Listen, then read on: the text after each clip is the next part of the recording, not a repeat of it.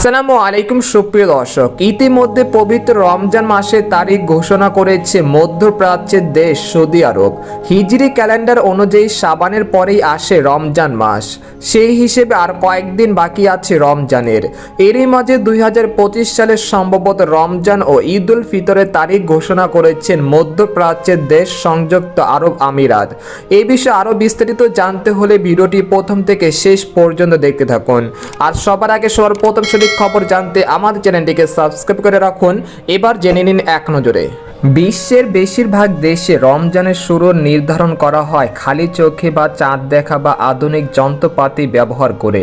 তবে কিছু দেশে দিনপঞ্জি বা জ্যোতির্বিজ্ঞানের উপর ভিত্তি করে আগেই রমজানের সম্ভবত তারিখ ঘোষণা করা হয়। ইতিমধ্যে পবিত্র রমজান মাসের তারিখ ঘোষণা করেছেন মধ্যপ্রাচ্যের দেশ সৌদি আরব। আগামী 28শে ফেব্রুয়ারি রমজানের চাঁদ দেখা যাবে এবং 1 মার্চ থেকে শুরু হবে পবিত্র রমজান মাস। এদিকে সৌদি আরবের জ্যোতির্বিদ্যা শেখ আব্দুল বিন সুলাইমান আল মানুয়ারা জানিয়েছে, আগামী 28শে ফেব্রুয়ারি শুক্রবার সন্ধ্যায় সৌদি আরবে পবিত্র রমজান মাসের চাঁদ দেখা যাবে।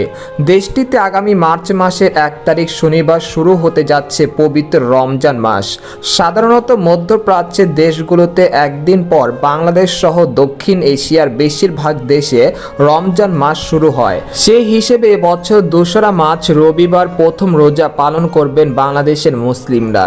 ইতিমধ্যে বাংলাদেশে 2রা মার্চ রমজান মাস শুরুর সম্ভাবনা তারিখ ঢাকা সেহরি ও ইফতারের সময়সূচি প্রকাশ করেছে ইসলামিক ফাউন্ডেশন। সেগুলো আপনারা দেখে নিন।